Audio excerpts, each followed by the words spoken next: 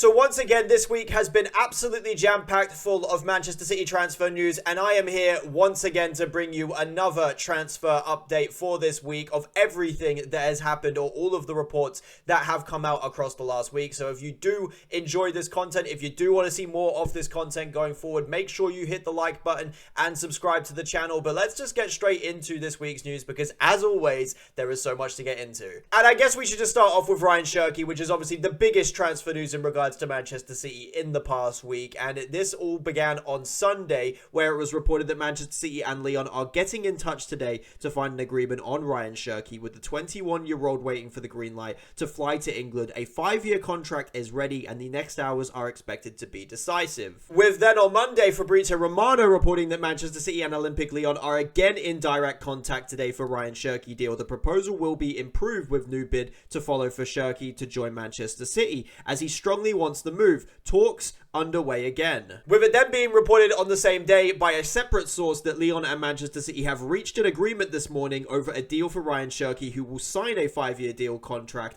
at the Etihad Stadium in the coming hours. And with David Ornstein only moments later reporting that Ryan Cherki to Manchester City, agreement in the region of 40 million euros and a contract until 2030. With it coming out that Ryan Cherki to Manchester City is worth 40.5 million euros plus 2 million in potential bonuses.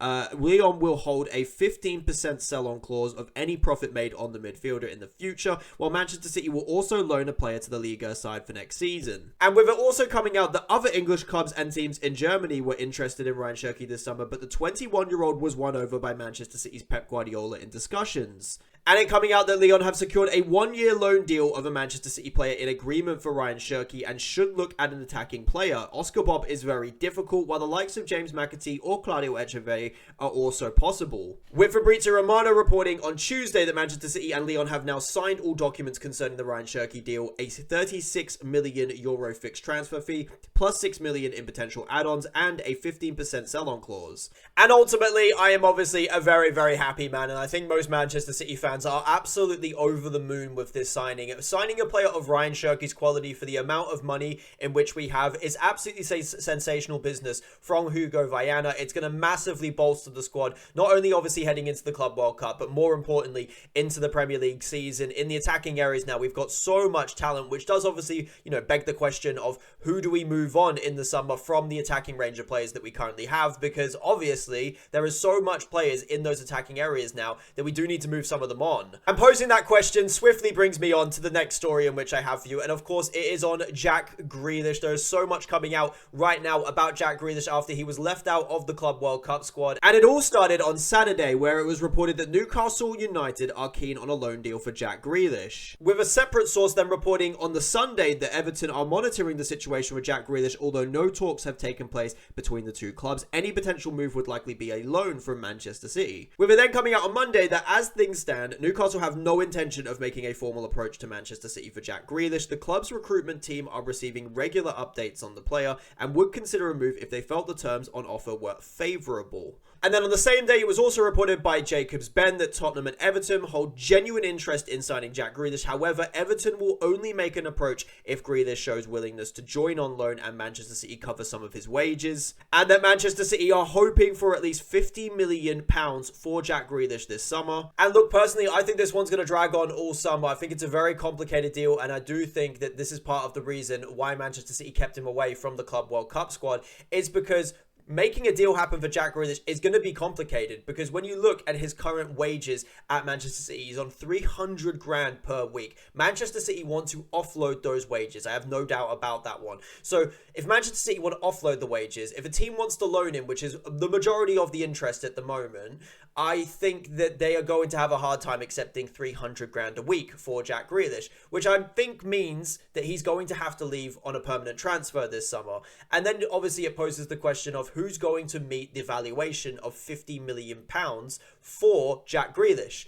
not many clubs. And then on top of that, who's going to pay the wages? So I do think that this is quite a complicated deal. I do think it will drag on throughout the summer, and I'm sure there'll be much more I'll report on Jack Grealish before, obviously, he moves to a different club. But let's move on to another signing that we made this week, and let's be real, this is not a signing I would have put any money on Manchester City making coming into this window. However, it is a signing that I understand why we've made, because it came out earlier this week that Scott Carson has officially left Manchester City upon expiry of his contract after 6 years with the club, and therefore it left Manchester City in a position where we had to go and sign a third choice backup goalkeeper, in which means that we began on the same day to target Marcus Bettinelli, as it came out that Manchester City are ready to make a move for Chelsea goalkeeper Marcus Bettinelli following the departure of Scott Carson, with the hopes of a deal for a small fee before the FIFA Club World Cup, and that Manchester City are confident of completing a deal for Chelsea goalkeeper Marcus Bettinelli before Tuesday's transfer deadline, with a nominal transfer fee likely for the 33-year-old.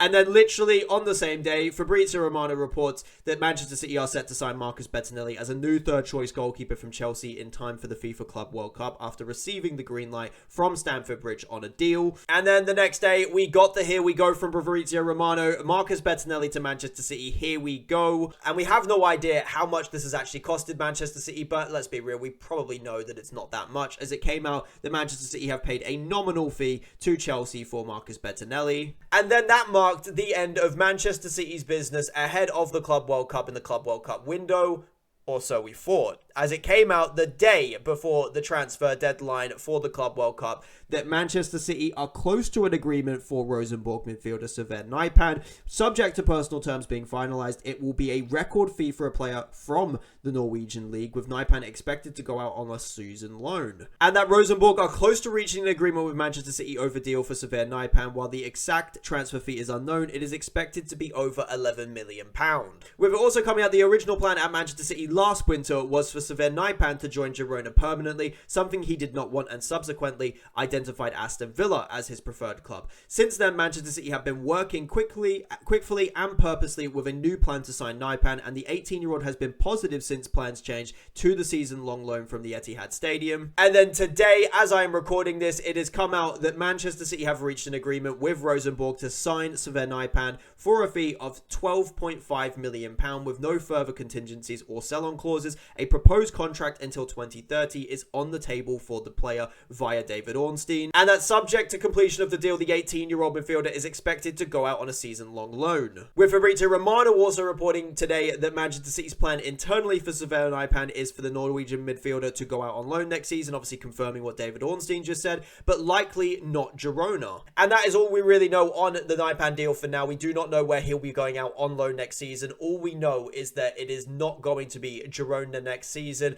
I still think, regardless, obviously it is a good transfer for Manchester City, £12.5 million for a highly rated young midfielder who will go out on loan. Worst case scenario, we sell him on for a little bit of profit. If not, it means he can come into the Manchester City first team. So I'm absolutely down for this type of transfer. Moving on to another player that we have been linked to this transfer window, Tino Livramento, and some new news has come out this week on that by Fabrizio Romano, as it was reported that negotiations between Manchester City and Newcastle for Tino Livramento are now currently on standby. Newcastle are not reducing their asking price, want to keep the right back, and it has been almost impossible to agree on terms ahead of the Club World Cup. With it also coming out that Newcastle and Eddie Howe have no interest in selling Tino Livramento and have rejected initial Manchester City approaches coming from intermediaries for the right back. It would take an astronomical offer to Newcastle to even consider selling. And then another interesting piece of transfer news came out from this week, and that is that Manchester City have been linked to Gigi Donnarumma. Now, I must stress, I personally do not believe these links. However, L'Equipe have reported this week that Gigi Donnarumma has evoked the possibility of a move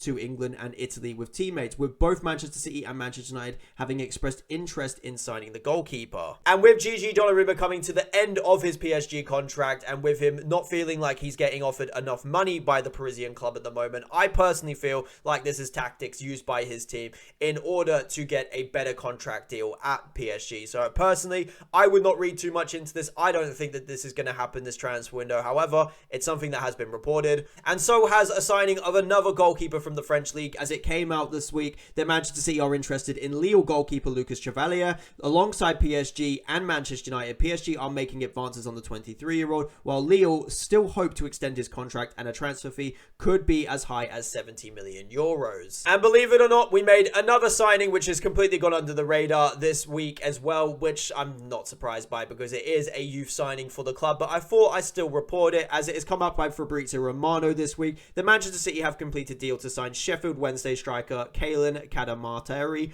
Several clubs wanted the under-16 striker, but he joins Manchester City project for the long-term plan. Here we go. And look, I'm going to be completely honest with you. I've never watched him play. Didn't even know who he was until Fabrizio Romano tweeted his name. So obviously, we'll have to see how he progresses in the Manchester City Academy going forward, but I have nothing for you in terms of how good he is. But let's move on to players that are being linked away from the club now. And let's start off with the highest profile one, of course, for this transfer window, Kevin De Bruyne. As it came out at the beginning of the week that Kevin De Bruyne remains on the verge of joining Napoli despite Turkish interest, with Fenerbahce among those interested. And that Kevin De Bruyne is expected to undergo a medical with Napoli later this week. And then today it was confirmed that Kevin De Bruyne has now officially left Manchester City and joined Napoli. Heartbreaking, obviously, as a Manchester City fan. However, I do think this is a really good move for Kevin De Bruyne, as I've recently stated in other videos. And we also did get a little bit of a transfer update on Bernardo Silva, who's a player that has been rumoured to leave the club this summer, as it came out earlier this week that Al Hilal have added Bernardo Silva to the top of their transfer list for the summer, but there has been no official bid to Manchester City as of yet. And that is all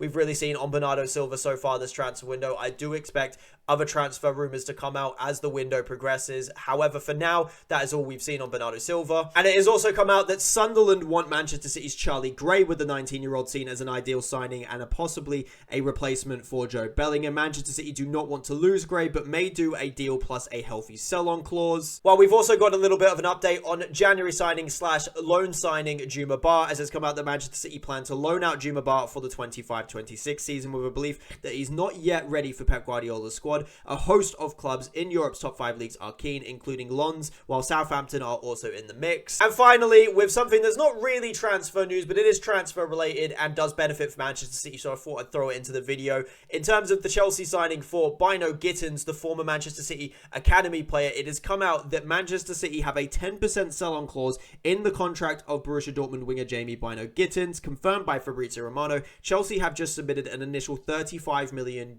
bid for the 20-year-old. And then after that was rejected, Chelsea put in a new bid for Bynoe-Gittens. As it says here, Chelsea have now submitted a €50 million proposal for Borussia Dortmund's Jamie Bynoe-Gittens. And obviously with the sell-on clause in there, that is a substantial amount of money which would obviously roll into the Manchester City bank account. So thank you, Chelsea, for that one. And that is it. That is all of the transfer news for this week in regards to Manchester City. Only the 3 signings for this week.